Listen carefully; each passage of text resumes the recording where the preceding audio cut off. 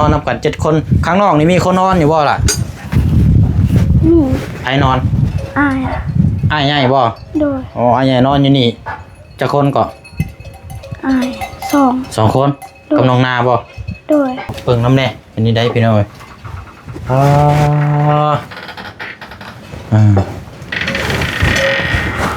โอ้เอายังหุ่งอยู่บ่มันยังหุ่งอยู่บ่โดยแต่บ่แล้วนี่เนาะ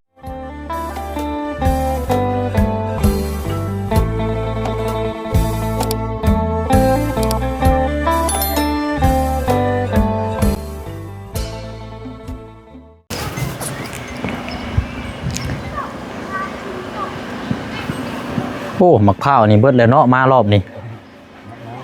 โอ้หมักพร้าวนี่หมากใหญ่นี่แซ่บเด้นี่เนาะหมักพร้าวประเภทเกี่ยวกับกกสูงนี่มันหมากใหญ่แล้วก็เนื้อนวลนี่หวานได้พี่น้อยเนาะมารอบนี้ไม่ได้หมดเห็นเดือแต่2 ลูกเนาะเอาอะไรพี่น้องเนาะก็ตัดภาพมาโอ้นานแล้วพี่น้อยบ่ได้เข้ามาเนาะหลายคู่หลายคนพี่น้องก็ถามอยู่พี่น้อยแต่ว่าเฮาก็บ่ได้เข้ามามื้อนี้มาเยี่ยมมายามมาอัปเดตให้พี่น้องรับชมนํกันเนาะสำหรับทางเคสของทางน้องลาเนาะบ้านเฮือนซานก็นี่แหละพี่น้อยเนาะเราสร้างปลูกสร้างไปแล้วหลังจากขึ้นบ้านเฮือนซานไปแล้วก็บ่เชิงเข้ามาอัปเดตอยู่รอบนึงแล้วก็รอบที่2มาแหละทางน้องเพิ่นบ่อยู่ก็ได้กลับพี่น้อยแล้วก็บ่ได้เข้ามาแล้วก็กลับเข้ามาอีกรอบนึงมื้อนี้กับพี่น้องเนาะโอ้เป็นจังไดเนาะเดี๋ยวเบิ่งน้ำกันพี่น้องห้องครัวมองอยู่มองกินเอาชีวิตก็น่าจะดีหลายขึ้นใครกูเก่าอยู่ดอกเนาะมีที่ซ่อนที่เซาพักพิงอาศัยอันนี้มันยังปลูกเฮือนไม้บ่นี่นะฮะเฮือนครัวเอาเฮือนครัวหลังนี้เนาะเฮือนครัวกับซ้ำฮอดนั่นน่ะเฮือนเนาะบักใหญ่พี่น้องเอ้ยเอาอะไรพี่น้องเนาะทักทายสบายดีและสวัสดีพ่อแม่พี่น้องเบิดสุขสุขคนเด้อพี่น้องเนาะพบเจอกันอีกคือเก่าคือเดิมเนาะบรรยากาศแดดฮ้อนอยู่ที่บ้านอดรขึ้นกระเมืองเซโปนแข้งสวรรณเขตนะพี่น้องเนาะแวะเวียนยามถามข้าวโอ้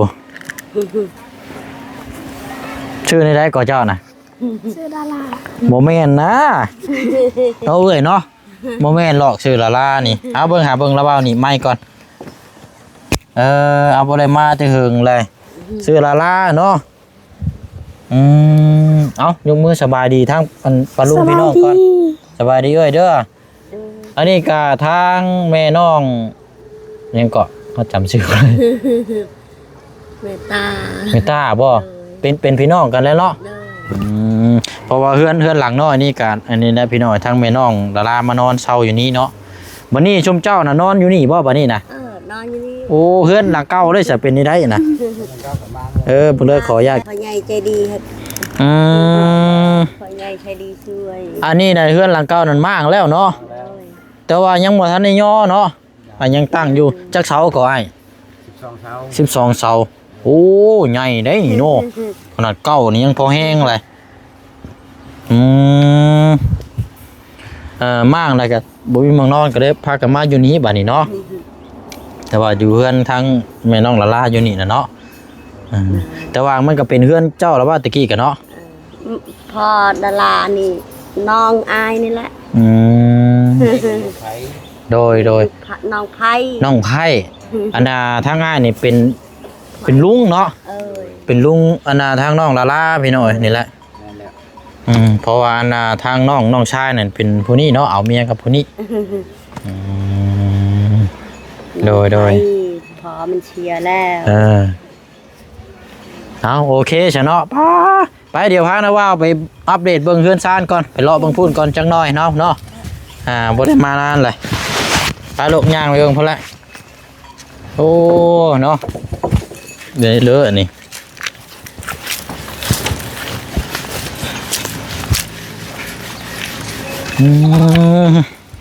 มื้อนี้ไปไสก่อนมื้อนี้ไม่ได้ไปไสฮะไม่ได้ไปไสบ่ได้ไปไสโดยอยู่เฮือนเนาะโดยเอา ฮ้อนอยู่บ่ ฮ้อน เบิ่งช่วงสิบ่เป็นไตฮ้อนแท้ เดี๋ยวเบิ่งนี่ก่อนเบิ่งของอันนี้ของครัวเจ้าอันนี้เนาะ โดย พี่น้อยมันมาเฮ็ดตำแท้ของครัวกับมันสิบ่ฮ้อนพะโล้บ่นี่ใช่นึ่งข้าวนึ่งน้ำได้ลูกนึ่งแล้วบ่ข้าว ยัง ฮะ ยัง ยังบ่ทันได้นึ่ง โดย ป้าเบิ่งย่างเข้าไปนี่แม่นตอนบ่ระวังนี่แม่นตำหลังคาหักแล้วเด้นี่ ทุบเลยนี่เนาะมาแล้วเข้าเนาะโอ้มันยังงัวคือมากินเสือนั่นน่ะนะงัวเจ้าบ่ บ่ โอ้ยพี่น้อยงัวเขี้ยวเสือคนแรกนี่เนาะ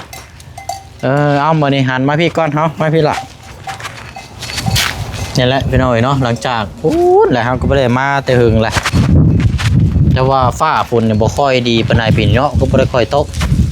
แต่ว่าผ้าฝนตกมานี่มันเคยไหลเข้าอยู่บ่ใต้ตารางนี่ เคย ไหลเข้าอยู่บ่ โดย แสดงว่าอันขีดเป็นร่องนี่คือการน้ำมันนี่เนาะ โดย ตอนนั้นเนี่ยจะคือบ่ทมเนี่ยนะตัวคุมนะคุมเสานะคือบ่ทมนะดูเอาขีดินทมได้เป็นยังทมให้มันเพียงนะมันจะงามโอ้เจ้ายังนอนอยู่นี่บ่เดี๋ยวนี้นะ โดย อยู่น้ำกันจะคนนอนตอนนี้ในเฮือนหลังนี้นะ 7 คนบ่ โดย อ๋อแสดงว่าอยู่น้ำกันบ่เลยเดี๋ยวนี้เนาะ โดย โอ้ดีเยี่ยมเลยใช่เนาะดีแล้วเพราะว่าหนึ่งมานี่เพื่อนเฮาก็มีแหละแต่ว่าไปนอนคนอื่นก็บ่ได้เด้เนาะ โดย ถ้าก็นอนนี่แหละพี่น้อยทั้งนอกทั้งในครอบครัวเพิ่นมีน้ำกัน7 คนมันก็ยังแน่นหนาอยู่บ่ได้เป็นหยังแล้วว่าเนาะมันคือเก่าอยู่พี่น้อยแต่ว่าสีมันจืดตายก็คือเฮาบ่ได้ลงสีเพื่อนหลังนี่นะถ้าว่าลงสีปั๊บแล้วนี่มันก็สิแตกต่างไปเลยแล้วได้นี่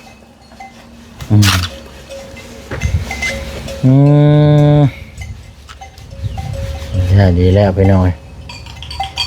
ปัดกวดให้แล้วลูกเด้อ โดย ทำความสะอาดให้มันสะอาดย่างมาพี่ก่อนเป็นฟ้าเป็นยังบ่ได้แตกเนาะ โดย ยังคือเก่าบ่ โดย นึกว่ามาเบิ่งรถพาประตูเฮือนแตกหักโดบ่ได้เลยเนาะ เอาถือว่าดูแลอย่างดีเลยพี่น้อยตามรักนี่มันสีเลี่ยนกว่านี่พี่น้อยแต่ว่านี่สร้างเพิ่นนี่เข่าฟ้าเนี่ยเพิ่นประกบกันนะพี่น้องเป็นประกบกันมันก็เลยเป็นขี้กันไปเนาะมันก็เลยแบบเบิ่งมันอยากเป็นแบบเป็นสั้นๆนะพี่น้องในบ่เรียบปานใดเป็นเฮือนแบบบ่ได้ทาสีเนาะมันก็จะประมาณนี้แหละพี่น้องถ้าว่าลงสีเนี่ยก็สิแตกต่างนิดจังน้อยย่างมาพี่ก่อนเป็นนี่ได้อันนี้เนาะ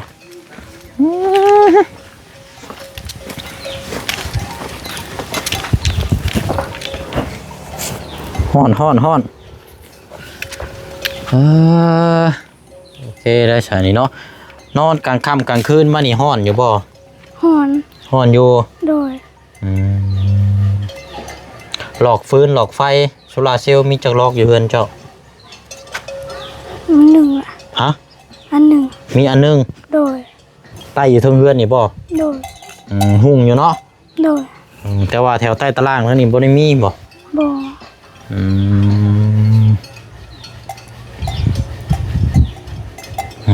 ยังขี่ได้อยู่บ่รถเจ้านี่ บ่ ฮะ บ่ เป็นจังน่ะเป็นยังคือขี่บ่ได้ฮะมันตายแหละ โดย เดี๋ยวมันคือเหลื่อมมากๆใช่พี่น้องเอ้ยรถใหม่อยู่แต่ว่าขี่บ่ได้เนาะนี่แหละพี่น้องอันนี้ก็ตั้งแต่ได้เฮือนหลังใหม่มานี่เป็นจังไดทั้งครอบครัวอยู่ดีมีแห้งสบายขึ้นกูเก่าอยู่บ่ โดย ใครกูหลังเก่าตะกี้อยู่แล้วว่าเนาะ โดย เอาดีแล้วพี่น้อยอันช่วงนี้ได้สาทั้งแม่เจ้านี่เราเห็นงานยังเห็นเวียกยังลูก เฮ็ดเวียกปลูกมัน ฮะ เฮ็ดเวียกปลูกมัน ปลูกมัน โดย ปลูกมันเจ้าเองบ่ บ่ ขับจ้าง โดย วันเท่าไหร่นะ วันละแสนหนึ่ง วันละ100,000 โดย มื้อนี้ก็ไปบ่ โบ มื้อนี้บ่ได้ไปเนาะ โดย เนาะเอาหาเนี่ยมากวดเด้อลูกเด้อให้มันสะอาดหน่อยเด้อ โดย ให้เนี่ยปัดกวดนั่นให้มันอันนี้เนี่ยจักหน่อยของครัวก็อยู่ไกลช่ำพี่น้อยปู๊ดอยู่พุ่นเจพุ่น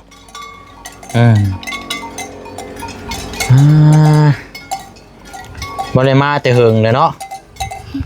จำน้าบ่าวได้อยู่บ่ จำได้ ชื่อยังเอา เบาเสียง แม่นบ่ ยังเข้าโรงเรียนอยู่บ่เจ้าเดี๋ยวนี้กะ โดย ยังบ่ได้อันนี้อยู่เนาะ โดย ยังเข้าโรงเรียนสม่ำเสมออยู่อันไปโรงเรียนได้สัญย่างไปอยู่บ่ หยาง ย่างคือเก่า โดย ไปมากลับย่างเนาะ โดย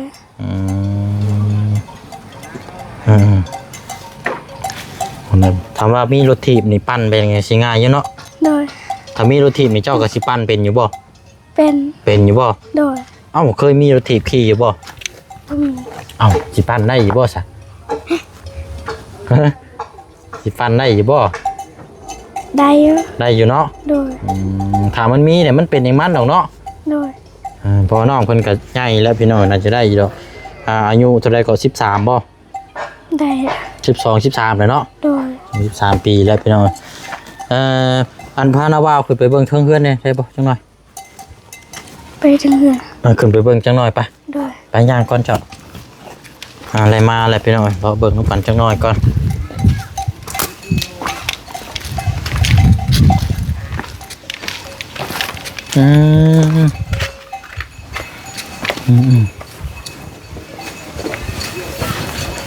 โอ้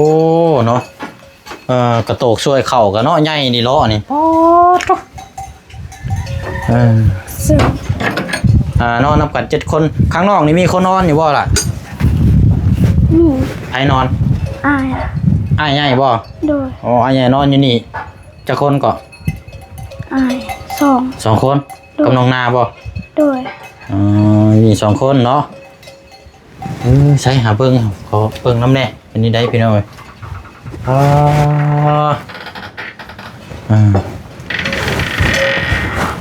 โอ้เอา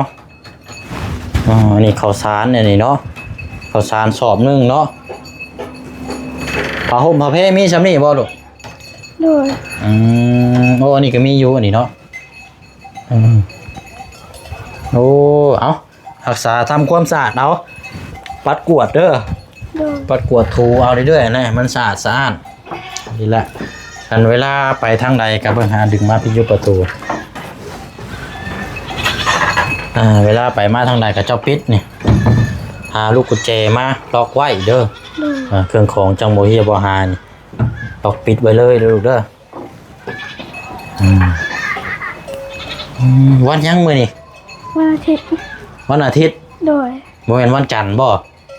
ว่า วันจันทร์มื้อใด วันจันทร์มื้ออื่น มื้ออื่นบ่ โดย เอาดีแล้วใส่พี่น้อง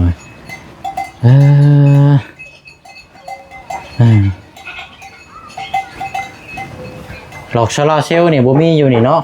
โดย เอาอยู่ในเพิ่นบ่หลอกนึงน่ะ โดย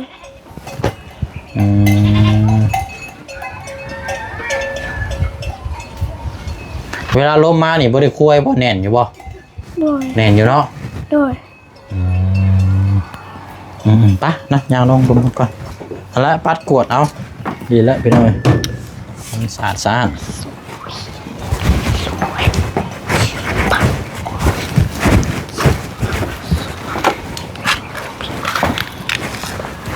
โอ้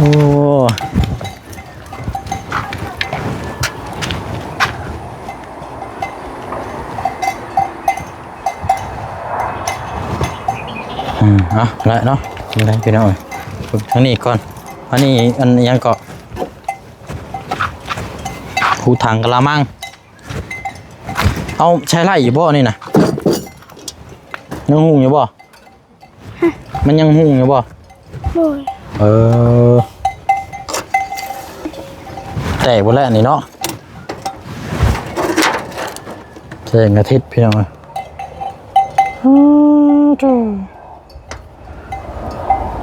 หมดแล้วเนาะ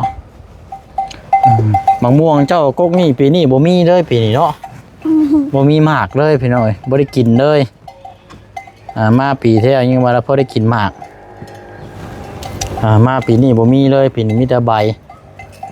โอ้ยเนาะหมังแงวบ่ได้กินแล้วปีนี้โอ้ไปไล่แม่มันกินเสือนะลูกงัวแพ้นี่งัวไผไปไล่ยังหามันกินเสือแล้วมันป่วยแล้วหาไปก็ไล่ออกได้ไล่ออกได้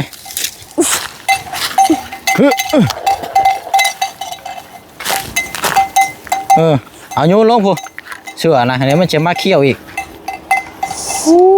เนาะเอาโยนลงห่วยพูปีลงไป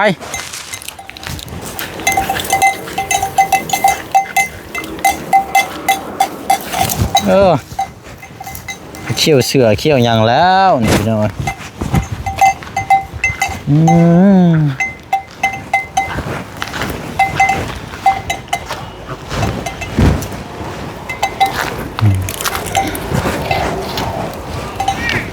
ได้ยังกินแรง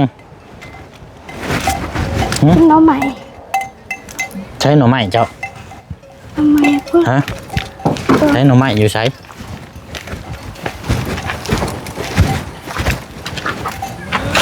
หมู แล้วใช้หน่อไม้เฮียละบาดนี่ หมูแม่ไว้ใส่ ไปหา คอย เอ้าแม่เจ้าไว้ใช้สารหน่อไม้ พูดไว้ใส่ แล้วบ่ได้กินซ้ำบาทนี่พี่น้องแม่นบ่เนาะนี่เนาะนี่เป็น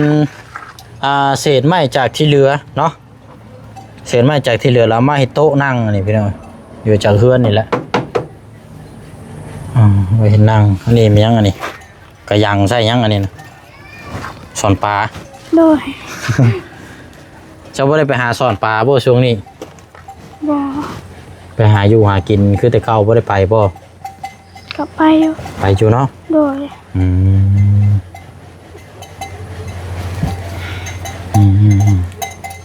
นี่แหละสนอหาอยู่หากินซอยกันอันน้ำอยู่น้ำกินกับยังไปตักคือเก่าอยู่พุ่นบ่ โดย เนาะอยู่หวยหมองเก่ามันบ่ได้บกจะคือบ่อยู่หั่นน่ะ บอ ยังคือเก่า โดย กินเลยตลอดอันนี้เนาะ โดย ละไปหน่อยดีแล้วซะเนาะอยู่น้ำกันครอบครัวอบอุ่นมาเยี่ยมมายามน้ำกันปั๊บพละย่างไปพุ่นก่อนก็ได้ป่านนี้ล่ะไม่ใช่ก็บ่ได้ซื้ออย่างมาพี่น้อยมีแต่ถุงยังชีพมาละสิให้น้องเพิ่นมีอยู่ถุงหนึ่งถุงสุดท้ายท้ายสุดแล้วก็เหลืออีกสอบหนึ่งอยู่เพื่อนพุ่นมันยังบ่ทันได้ให้อยู่อันนี้เล็กก็คือโบตัดเอาอันนี้เนาะเอาไปขายพอได้เงินซื้อขนม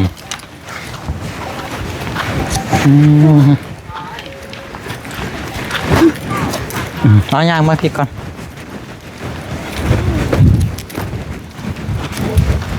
เดี๋ยวเข่าให้เราก่อนพี่น้อยมีอยู่ถุงหนึ่ง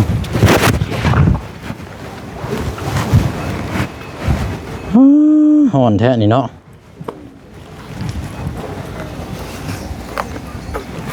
มาพี่ก่อนละ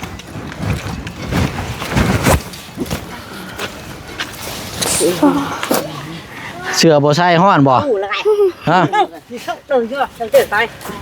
อันนี้ขี้พุ่นพี่น้อยไปซื้ออยู่เพื่อนน้องอันนั้นอยู่บ้านน้องงามนี่กินนี่สอบละ20,000ไม่ใส่พักอันนี้โอ้อยู่น้ำกันหลายคนช่ำเนาะบ่มีขนมมาฝากช่ำมื้อนี้ไม่ได้นี่ละมาฝาก ขับใจ เนาะบ่ได้มาเยี่ยมยามนานแล้วพี่น้อยแล้วเอาไว้ถึงกินเนาะข้าวน้ำซ้ำปลาป้าสามีแต่ว่าแล้วเดี๋ยวไปเชิงสิมาเยี่ยมยามไม่แล้วลูกเด้อ โดย ตั้งใจห้ามใจเฮียนอะไรพี่น้อยบ่แม่นว่ามารอบหน้าบัดเอาผัวได้มาเนาะผัวแห้งแล้วเนาะละลาไปใช้ไปอยู่บ้านผัวแล้วสิว่าเรียบร้อยอีกแล้วพี่น้อยก็13 ปี เคย ง่ายก็เนาะประมาณ17 18ก้อนเท่านั้นก็จังเอาผัวสร้างครอบครัวได้ซ้ำนี่เอาไปจังได๋แบบป้าห้างกันนี่ยังน้อยอยู่ยังกำลังมักเล่นมักม่วนอยู่ไปกับมักกินน้อย ส่วนหลายคนมักแต่น้อยเดี๋ยวนี้เนาะ ความหักมันบางตาแต่น้อยบ่ติแล้วพี่น้องบัดเฒ่ามาบัดเป็นหัวงูบัด โอ้ยเอาว่าไว้ยังนี้เลยเอาสบายดีลูก สบายดี เอาไม้มาให้นะบ้านนี่กลับก่อนบ้านนี่ฮ้อนแห้งพี่น้องว่าลายก็บ่ได้เจ็บหัวปาบๆอยู่ มายามใดก็ใช้แต่สุดเก่าเนาะมักจะดิสุดนี่เชื่อนี่เอ้ยหลวงพี่น้องเอากลับก่อนด้วยเด้อมาเยี่ยมมายาม ไปจูเนาะ เอาสบายดี สบายดี โอ้ยเนาะ ทั้งเอ้ยนี่การเฮือนนี่ปลุกแล้วทั้งผู้ใหญ่เพิ่นซอยนี่ก็เนาะมื้อได้ย่อเอ้ย มือกันก็ชื่อตีนเสาเขาย้อแล้ว ยังบ่ทันได้ตีนเสาบ่ แม่มันไข่ไปหูหมอ แม่ไข่ได้บ่ไล่ซ้ำ แม่ บั ให ด ญ่มันไข่ เกิน12ต้นเนาะหลังบ้ากใหญ่พี่น้องเอาดีเลยเนาะได้เฮือนได้เสาที่ปกที่เสา เอาลัว ไม่ยังโอ้ยรอบทำลายกันแล้วบาดนี้เนาะป้าชะเนาะกลับก่อนเดินทางก่อนบัดนี้พี่น้องแล้วจังว่าจังคุยน้ำกันเนาะนานๆทีมาเยี่ยมมายามมาแล้วกันนี่แหละเนาะมีการปลูกสร้างแม่มีหลายครอบครัวอยู่นี่กับพี่น้องมารอบหน้านี่ตั้งเสาเฮือนยังหลังใหญ่ได้นี่เนาะไปเนาะลาพี่ลาน้องไปก่อนเด้อพี่น้องเด้อเนาะพบเจอกันในคลิปหน้าเนาะมีโอกาสรอบหน้ารอบในจังมาเยี่ยมยามถามข่าวน้ำกันอีกรอบหนึ่งเนาะสำหรับเขตของทางน้องดาราที่ได้บ้านเทินซานลานแป้นจากทางพอใจดีเนาะจากพอดีหรือว่าทางพอคำลานี่แหละพี่น้องเนาะพร้อมครอบครัวอยู่ทางต่างประเทศนะพี่น้องเนาะคลิปนี้บ๊ายบายก่อนไปอยู่ดีมีแรงลำๆรวยๆเบิดสุขุสุขคนนะพี่น้องเด้อ